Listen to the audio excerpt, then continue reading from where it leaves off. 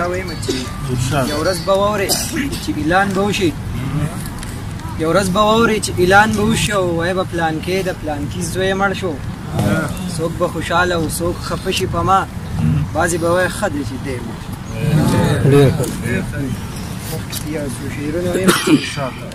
کله خوند کله خفګان کله نشه راکوي کله خوند کله خفګان کله نشه راکوي او د جانان غم راله سبل شانتي مزه راکوي مونږ د ډالۍ په توګه زړه ورته تلیکې کیدو مونږ د ډالۍ په توګه زړه ورته تلیکې کیدو هغه هر وخت مونږ له لاش او جنازه راکوي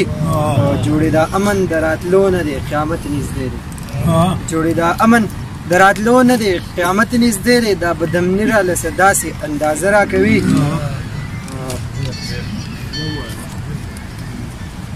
هیڅ را سره نشته صرف ستا یو تصویر پاتې دی هیڅ را سره نشته صرف ستا یو تصویر پاتې دی هغه جوړونکی صرف ستا مصور پاتې دی خدایه ته تباهي کړې زمونږ پرې لاس نه رسي خدایه ته تباهي کړې زمونږ پرې لاس نه رسي هغه د نبي ګستاخ او هغه وزیر پاتې دی او تا چې د فریب په مینه کلک پرې زه تړلی وم دا چې د فریب په مینه کلک پرې زه تړلی وم هر څه لرې شوي دي خو هغه زنځیر پاتې دی او اوس هم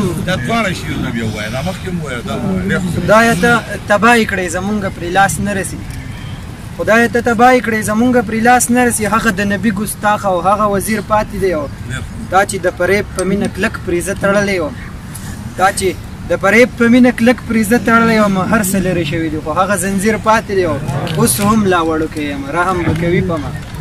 اوس هم لا وړوکی یم رحم به کوي په ما اوس هم لا بلها عمر زما د تقدیر پاتې دی اوس هم لا وړوکی یم رحم به کوي په ما اوس هم لا بلها عمر زما د تقدیر پاتې دی او تا ته جنازه د ارمانونو مې ایثاره وه تا ته جنازه د ارمانونو مې حصاره وه او راشه ملا جانه ستا پې صرف تکبیر پاتې دی ډېره مختره چې ستړی شو ننګیال په هر یو پیر پسې وګرځو ستړی شو ننګیال په هر یو پیر پسې وګرځو دا ځلې بوځمه بس یو آخري پیر پاتې دی او د بل غزل نه ته مخکې یو څو شعر وایم چې کتت وایم چې زمونږ غزل به وایم غزل مطلب چې په ښکلو ښکلاګانو کې چکر له چرته راشه په ښکلو ښکلاګانو کې چکر له چرته راشه او جانانه زمونږ کلي ته اختر له چرته راشه یو ځل بیا ووایه په ښکلو ښکلاګانو کې چکر له چرته راشه او جانانه زمونږ کلي ته اختر له چرته راشه دا خپل د مینې ډک زړګی به ټول درنه قربان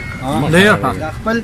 د مینې ډک زړګی به ټول درنه قربان کړم یو وارې د منګي په لاس ګودر له چرته راشه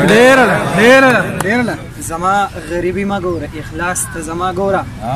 زما غریبي مه ګوره اخلاص ته زما ګوره زه ته خو ازمې هوکه زما ور له چرته راشه ډېره بس د جهالت ته د تیارو نه لږ راوځه بس د جهالت ته د تیارو نه لږ راوځه او د علم د رڼا د لوی نه مر له چرته راشه او تصویر زمونږ وروسته جوړوه بیا مصوره تصویر زمونږ وروسته جوړوه بیا مصوره اول اندازه واخله پېښور له چرته راشه